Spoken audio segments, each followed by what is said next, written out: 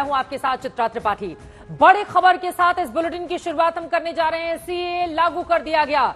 नागरिकता संशोधन अधिनियम यानी कि सीएए मोदी सरकार के लिए हमेशा से ही एक बड़ा मुद्दा रहा, जिसको लागू किया गया है। गृह मंत्री अमित शाह बार बार दावा करते थे कि लोकसभा चुनाव से ठीक पहले नागरिकता संशोधन कानून को लागू कर दिया जाएगा, और आज अचानक सीएए को लेकर सरकार ने नोटिफिकेशन जारी करके इसे लागू कर दिया है। बड़ी खबर इस वक्त की आपको देते हैं। देश में सीएए लागू होने के बाद भारतीय जनता पार्टी की ओर से ट्वीट किया गया है। बीजेपी की ओर से कहा गया है कि जो कहा वो किया। प्रधानमंत्री नरेंद्र मोदी की तस्वीर के साथ भारतीय जनता पार्टी ने लिखा है कि मोदी सरकार ने नागरिकता संशोधन कानून की अधिसूचना जारी कर पूरी की अपनी गारंटी। और प्रधानमंत्री नरेंद्र मोदी की फोटो के साथ जो बातें लिखी हुई हैं उसमें जिक्र है भारतीय नागरिकता कानून 1955 में बदलाव के लिए नागरिक संशोधन विधेयक 2016 संसद में पेश किया गया। 2019 लोकसभा में और अगले दिन राज्यसभा में 11 दिसंबर 2019 को पास हुआ। 12 दिसंबर 2019 को राष्ट्रपति की मंजूरी मिलते ही सीएए कानून बना। 11 मार्च यानी कि आज 2024 को केंद्र सरकार ने सीएए की अधिसूचना जारी की। भारतीय जनता पार्टी की ओर से ये ट्वीट करके कहा गया है। वहीं कांग्रेस पार्टी सवाल उठा रही है टाइमिंग को लेकर। जयराम रमेश से लेकर कांग्रेस पार्टी के तमाम नेताओं की ओर से कहा जा रहा है चुनाव के चलते ध्रुवीकरण की ये कोशिश है भारतीय जनता पार्टी की। नागरिकता संशोधन कानून लागू होने के बाद बड़ा सवाल यह है कि आखिर सीएए है क्या और इसके लागू होने पर क्या बड़े बड़े बदलाव होंगे। सीएए के तहत अफगानिस्तान, बांग्लादेश और पाकिस्तान से आए हिंदू, सिख, जैन और ईसाई, बौद्ध और पारसी धर्म के लोगों को नागरिकता मिल जाएगी। ये बड़ी जानकारी आपको दे दें। लेकिन इन सब के बीच जिस तरह की टाइमिंग को चुना गया है उसको लेकर विरोधी दलों की ओर से लगातार सवाल पूछे जा रहे हैं। एक तरफ जयराम रमेश ने सवाल पूछा तो दूसरी तरफ अखिलेश यादव की ओर से भी बाकायदा ट्वीट किया गया है, और अखिलेश यादव ने ट्वीट करके सरकार पर निशाना साधा है। अखिलेश यादव अपने ट्वीट में लिखते हैं, जब देश के नागरिक रोजी रोटी के लिए बाहर जाने पर मजबूर हैं तो दूसरों के लिए नागरिकता कानून लाने से क्या होगा। आगे लिखते हैं, जनता भटकावे की राजनीति का भाजपाई खेल समझ चुकी है। भाजपा सरकार ये बताए कि उनके 10 सालों के राज में लाखों नागरिक देश की नागरिकता छोड़कर क्यों चले गए। चाहे कुछ हो जाए, कल इलेक्टोरल बॉन्ड का हिसाब तो देना ही पड़ेगा, और फिर केयर फंड का भी। ये अखिलेश यादव की ओर से ट्वीट करके निशाना साधा गया है भारतीय जनता पार्टी की सरकार के ऊपर। ये अखिलेश यादव पूर्व मुख्यमंत्री उत्तर प्रदेश के समाजवादी पार्टी के मुखिया का हम ट्वीट आपको दिखा रहे हैं। सीए लागू होने पर बीजेपी कह रही है जो कहा वो किया, जबकि विपक्ष हमलावर है। हमारे कई सहयोगी अलग अलग हिस्सों से इस वक्त हमारे साथ जुड़ चुके हैं। कोलकाता में मौजूद है हमारे संवाददाता इंद्रजीत कुंडू। कुमार अभिषेक हमारे साथ लखनऊ से जुड़ चुके हैं। पीयूष मिश्रा हमारे साथ मौजूद हैं राजधानी दिल्ली से। सबसे पहले इंद्रजीत, आपका रुख करते हुए, जैसे ही ये खबर सामने आई सीए के लागू होने की, उसके बाद सबसे जबरदस्त तरीके से निशाना ममता बनर्जी की ओर से साधा गया है केंद्र सरकार पर। इसके सियासी मतलब और मायने क्या निकाले जाएं, इंद्रजीत? देखिए चित्रा, सीएए जो है वो सबसे ज्यादा इंपैक्ट करता है असम और पश्चिम बंगाल को। और आपको याद होगा 2019 में जब सीएए का मुद्दा सबसे पहले आया था तो तृणमूल कांग्रेस सुप्रीमो ममता बनर्जी ने कोलकाता के सड़कों पे उतर के इसका विरोध किया था। 8 से 10 रैलियां उन्होंने निकाली थी और काफी हिंसक वारदात भी पश्चिम बंगाल के बहुत सारे जिले से ये खबर आई थी। इस वक्त ममता बनर्जी ने प्रेस कॉन्फ्रेंस करके आज ये साफ कर दिया है कि सीएए या एनआरसी वो पश्चिम बंगाल में लागू नहीं होने देंगी। और इसका पॉलिटिकल मायना यही है कि सीएए डायरेक्टली इंपैक्ट करता है मतुआ कम्युनिटी को, मतुआ वोट बैंक को, जो एटलीस्ट 10 सीटें हैं पश्चिम बंगाल में ऐसा लोकसभा का, जिसमें एक बड़ा फैक्टर है क्योंकि पश्चिम बंगाल में मतुआ कम्युनिटी, जिसे नमोशूद्र कम्युनिटी कहा जाता है, जो बांग्लादेश से उस पार से आए जो हिंदू शरणार्थी हैं, उनका एक बड़ा सेगमेंट मतुआ कम्युनिटी में बिलोंग करता है। 1.8 करोड़ पश्चिम बंगाल में एससी कम्युनिटी के वोटर्स हैं, जिसमें से 99% जो है वो इसमें हिंदू वोटर्स हैं।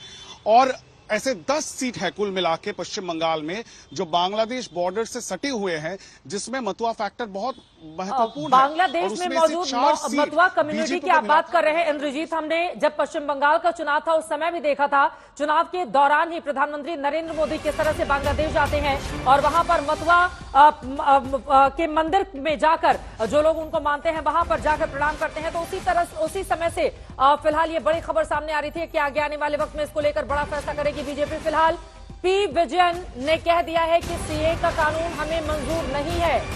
अब विपक्षी दलों की ओर से एक के बाद एक बातें सामने आ रही हैं। मुस्लिम अल्पसंख्यकों से भेदभाव है, ये कहा है पी विजयन। सीए लागू करने से केरल के सीएम ने पूरी तरह से इनकार कर दिया है। मुस्लिमों के साथ भेदभाव वो करार दे रहे हैं। वो कह रहे हैं सीए कानून हमें कतई मंजूर नहीं है।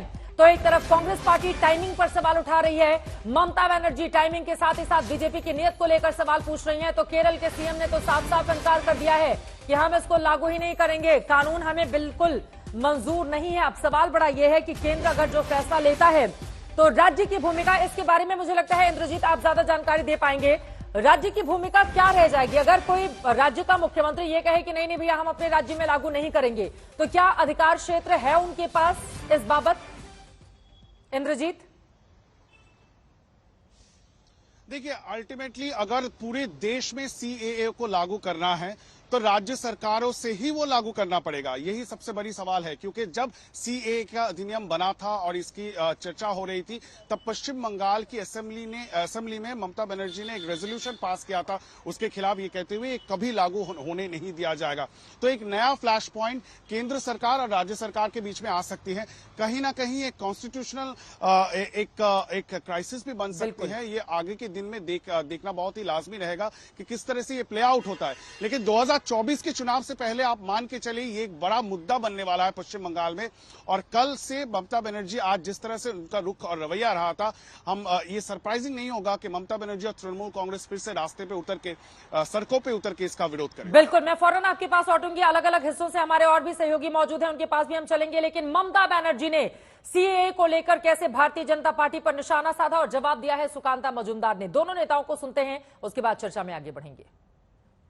আধার কার্ড যখন বাতিল করা হচ্ছিল আমরা রুখে দাঁড়িয়েছিলাম, এবং আজও যদি কারো অধিকার কেড়ে নেওয়া হয়, মনে রাখবেন তৃণমূল কংগ্রেস একমাত্র রাজনৈতিক দল সর্বপ্রথম সে আওয়াজ তুলবে, আলোড়ন তুলবে যে মধ্যরাতে এমন কিছু করবেন না। এটা ফ্রিডম অ্যাট মিডনাইট নয়, এটা বিজেপির পরিকল্পনা ছলনা। সাহস থাকলে আপনি 6 মাস আগে দিতেন, 4 বছর অপেক্ষা করতে হলো কেন? আর হঠাৎ ইলেকশনের আগে নানা রকম বুলি উড়ে বেড়াচ্ছেন। কে নিয়ে কি করবে আমার ডাউট আছে। আমি সবাইকে বলবো চিন্তা করবেন না, ভয় পাবেন না। কোনো মানুষকে বঞ্চিত হতে আমরা দেব না, এনআরসি করতে দেব না। लोकसभा इलेक्शन से पहले सीएए का रूल्स रेगुलेशन चालू हो जाएगा। तो चालू हो गया, हम जो बोलते हैं वो करते हैं। अब किसी की इससे तकलीफ नहीं है, सब आनंद ही आनंद में है। लेकिन हमारे मुख्यमंत्री को नींद नहीं आ रहा है, यही तकलीफ है उनको। तो अब यहां पर एक तरफ आपको बताते चले कि भारतीय जनता पार्टी और ममता बनर्जी आपस में यहां पर अब एक तरह का विवाद शुरू हो गया है। ममता बनर्जी लगातार इसका विरोध करते हुए, फिलहाल आपको बताते चले योगी आदित्यनाथ का ट्वीट आया है। हमारे संवाददाता कुमार अभिषेक लखनऊ से जुड़े हुए हैं, लेकिन उसके पहले उनका ट्वीट पढ़ देते हैं। पीड़ित मानवता के कल्याणार्थ नागरिकता संशोधन अधिनियम लागू करने का निर्णय ऐतिहासिक है। इससे पाकिस्तान, बांग्लादेश, अफगानिस्तान में मजहबी बर्बरता से पीड़ित अल्पसंख्यक समुदाय के सम्मानजनक जीवन का मार्ग प्रशस्त हुआ है। आगे वो लिखते हैं, मनुष्यता का आह्लादित करने वाले इस मानवीय निर्णय हेतु आदरणीय प्रधानमंत्री जी का, माननीय गृह मंत्री जी का धन्यवाद। इस अधिनियम के अंतर्गत भारत की नागरिकता प्राप्त करने जा रहे भाई बहनों का हार्दिक अभिनंदन। कुमार अभिषेक, अब सीधे आपके पास आते हुए, बीजेपी के तमाम नेता अब इसका वेलकम कर रहे हैं, इसको बता रहे हैं। विपक्षी दलों की ओर से लगातार अखिलेश यादव का हमने ट्वीट भी दिखाया, उनकी ओर से निशाना साधा जा रहा है। राजनीतिक मतलब मायने सीएए के लागू होने के क्या निकाले जाए? अभिषेक। नहीं, बिल्कुल, ये चुनाव को लिहाज से अगर देखा जाए चित्रा, तो बीजेपी के लिए तो बड़ा कदम है। हालांकि बंगाल जैसी स्थिति उत्तर प्रदेश की नहीं है, लेकिन अगर आप याद करें तो जब सीएए का प्रोटेस्ट हो रहा था तो सबसे ज्यादा अगर प्रदर्शन कहीं हुए तो वो उत्तर प्रदेश में हुआ। और उत्तर प्रदेश के कई जिलों में अलग अलग शाहीन बाग बन गए थे। लखनऊ का घंटाघर था, प्रयागराज के पार्क थे, मेरठ था, कई जगहों पर बकायदा कई महीनों तक लोग डटे रहे, जैसे शाहीन बाग था। और अब जबकि ये सीएए लागू हो गया है, इसे लेकर के आप देखें तो पुलिस की तरफ से सभी जिलों में अलर्ट हो चुका है। अभी जहां पर घंटाघर था वहां पर बाकायदा पैदल मार्च पुलिस का चल रहा है, फ्लैग मार्च चल रहा है। तो सरकार अपने तरफ से आगे किसी तरीके का कोई जबरदस्त प्रोटेस्ट ना हो जाए इसे लेकर के अपनी तरफ से पूरी तरीके से उसकी तैयारी है। लेकिन अगर आप इस सीएए की नागरिकता को अगर उत्तर प्रदेश के लिहाज से देखें तो उत्तर प्रदेश में लखनऊ ऐसा सेंटर है जहां पाकिस्तान से सिंधियों की तादाद आने वाली की बहुत ज्यादा रही है और पिछले कई वर्षों तक वो आते रहे हैं। इसी तरीके से जो बंगाली हिंदू हैं वो अगर आप देखें तो पीलीभीत और लखीमपुर के जंगलों में उन्हें बड़ी तादाद में बसाया गया है, तो इनको थोड़ा यह इंपैक्ट करेगा। लेकिन जिस तरीके से बंगाल का में असर है उस तरीके का असर नहीं होगा। हाँ, ये एक कम्युनल एंगल इसमें जरूर आता है। और पिछले बार आप याद करिए कि सबसे ज्यादा प्रोटेस्ट हुए थे, 22 लोगों की मौत हुई थी यहाँ के प्रोटेस्ट में जब पुलिस के साथ झड़प हुई थी। और उसके बाद चित्रा आपको याद होगा कि बकायदा सरकार ने एक कानून भी बनाया था इसके बाद प्रोटेस्ट के बाद रिकवरी का, जो सरकारी संपत्ति को नुकसान हुआ था और उसमें कई जिलों से लोगों से पैसे तक रिकवर किए गए थे। तो उत्तर प्रदेश बहुत तरीके से इसको इम्पैक्ट करता है। और खास करके 2024 के चुनाव हैं, जो ध्रुवीकरण है, सांप्रदायिक ध्रुवीकरण है, वो साफ साफ दिखाई देता है। अगर इसी तरीके से लोग प्रोटेस्ट सड़कों पर उतरते रहे तो दूसरा तबका भी निश्चित तौर पर इससे प्रभावित होगा और कहीं ना कहीं ये एक सांप्रदायिक रुख ले सकता है। हालांकि सरकार ने इसे भांपते हुए सभी जिलों में कह सकते हैं जो भी संवेदनशील जिले हैं सभी जगहों पर न सिर्फ अलर्ट किया है, बल्कि इस वक्त की स्थिति यह है कि सभी जगहों पर उत्तर प्रदेश में फ्लैग मार्च चल रहा है। चाहे वो लेकिन जो कुछ ऐसी बातें हैं, देखिए जो एक कंफ्यूजन की स्थिति या कई लोगों के मन में ये बात होगी कि सीए के लागू हो जाने के बाद उनकी अगर भारत की नागरिकता है तो कुछ खास तबके में इस तरह की भावना पैदा नहीं हो कि आपकी नागरिकता चली जाएगी। ये किसी की नागरिकता लेने नहीं बल्कि देने वाला प्रावधान सरकार की ओर से किया गया है। हालांकि हम सब जानते हैं कि दुनिया की सबसे बड़ी आबादी हिंदुस्तान ही है और ऐसे में इस नागरिकता के बाद ये जो आबादी है ये और ज्यादा बढ़ेगी और पड़ोसी 3 जो मुस्लिम राष्ट्र हैं वहां पर धार्मिक आधार पर जिन लोगों के साथ भेदभाव किया जाता है उनके लिए भारत एक सुरक्षित जगह बनेगा जो नागरिकता दे रहा है इस आधार पर। जितेंद्र बहादुर सिंह पीयूष मिश्रा भी हमारे साथ जुड़े हुए हैं। जितेंद्र, सीधे आपके पास आते हुए थोड़ी कंफ्यूजन की स्थिति भी है क्योंकि कई लोगों के मन में इस बात को लेकर डर होगा कि क्या मुसलमान हाशिए पर चले जाएंगे, उनको लेकर कोई प्रावधान, क्या हमारी नागरिकता चली जाएगी। मैं चाहूंगी कि इस बाबत सरकार की ओर से क्या क्लैरिफाई किया गया है उसके बारे में हमारे दर्शकों को जानकारी दें आप। देखिए चित्रा, इस बारे में अगर राजनीति को एक तरफ रख दिया जाए तो सरकार लगातार ये बात पहले से ही कहती आई है कि इसमें नागरिकता देने का अधिकार है और किसी भी व्यक्ति की नागरिकता इसमें नहीं ली जाएगी। इस बात को लेकर के समय समय पर केंद्र सरकार की तरफ से ये भी कहा गया कि जो सीए कानून है उसको लेकर के जो पॉलिटिकल पार्टीज भ्रम फैला रही हैं वो भ्रम फैलाना ठीक नहीं है। इसमें सबसे क्लियर बात ये कही गई है कि जो बांग्लादेश, पाकिस्तान और अफगानिस्तान से बौद्ध हैं, हिंदू हैं, ईसाई हैं, पारसी हैं, जैन हैं और सिख जो यहाँ भारत में वहां से प्रताड़ित होकर के आए हैं उनको नागरिकता देने का अधिकार है, क्योंकि किसी भी देश में इनको रहने के लिए वैसी व्यवस्था नहीं है। इस वजह से इनको नागरिकता दी जा रही है और इसके लिए बाकायदे केंद्रीय गृह मंत्रालय की तरफ से ये कहा गया है कि ये जो पोर्टल नया आएगा उसके लिए नए तरीके के रूल्स बनाए गए हैं और जिस नागरिक को जो भारत में इस वक्त विस्थापित के तौर पर रह रहा है उसको नागरिकता दी जाएगी और वो इस पोर्टल के जरिए अपनी नागरिकता को लेकर के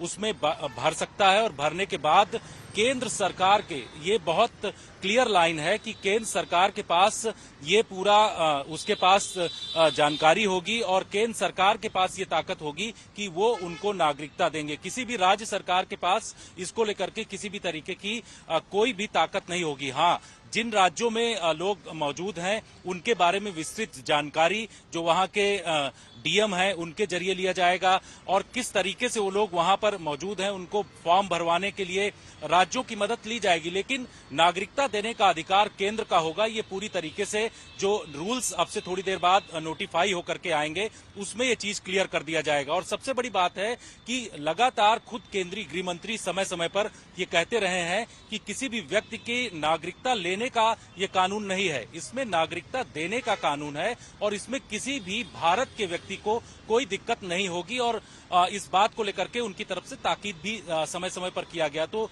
जो पॉलिटिकल पार्टीज इस वक्त अलग अलग तरीके का बयान दे रहे हैं, उनको ये सोचना होगा कि इस वक्त 2024 के चुनाव को लेकर के कुछ ही दिनों बाद नोटिफिकेशन जारी होने वाला है और चुनाव को लेकर के अगर भ्रम फैलाया जाएगा तो देश में दिक्कत हो सकती है। इस वजह से ये कहा जा रहा है कि इस कानून में किसी भी तरीके की दिक्कत नहीं होगी। जो अफगानिस्तान, पाकिस्तान और बांग्लादेश में जो विस्थापित लोग वहां से किए गए हैं, भारत में इस वक्त रह रहे हैं, उनको कई वर्षों से नागरिकता नहीं दी गई, उनको नागरिकता इसमें दी जाएगी। बिल्कुल सही कहा आपने, नागरिकता दी जाएगी। सीए के तहत 31 दिसंबर 2014 से पहले पाकिस्तान, अफगानिस्तान, बांग्लादेश से धार्मिक आधार पर प्रताड़ित होकर जो लोग आए हुए हैं उनको नागरिकता देने का ये प्रावधान तय किया गया है। पहले इसकी समय सीमा ज्यादा थी, उसको घटाकर कम कर दिया गया है। पीयूष मिश्रा हमारे संवाददाता दिल्ली से जुड़े हुए हैं। पीयूष, लेकिन इस बात को समझना होगा, जब चुनाव के ऐलान में हफ्ते से भी कम का वक्त बचा हुआ है, मोदी 3.0 को लेकर भारतीय जनता पार्टी आक्रामक तरीके से आगे बढ़ रही है, विपक्ष निशाना साध रहा है।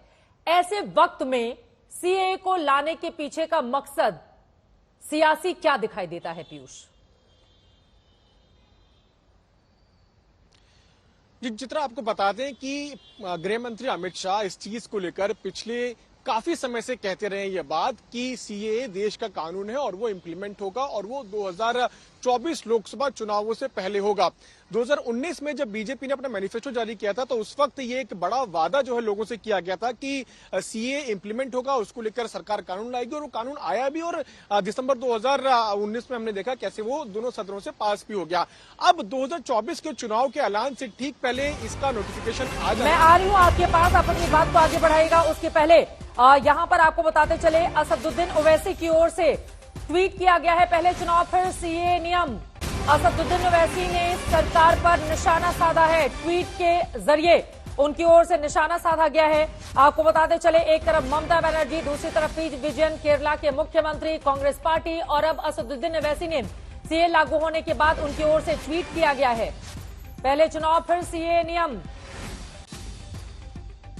असदुद्दीन ओवैसी की ओर से ट्वीट पर तमाम बातें कही गई हैं जिसके बारे में विस्तार से बताने वाले हैं आपको आगे। फिलहाल सीए लागू हो गया है, लेकिन एक बात स्पष्ट तौर पर भारत के नागरिकों को समझनी होगी कि इससे उनकी नागरिकता पर कोई असर नहीं पड़ेगा। ये किसी की नागरिकता छीनने नहीं बल्कि नागरिकता देने का प्रावधान लेकर आया है। इसके बारे में हर एक जानकारी आप तक पहुंचाते रहेंगे, सियासी मायने क्या है वो भी समझाएंगे।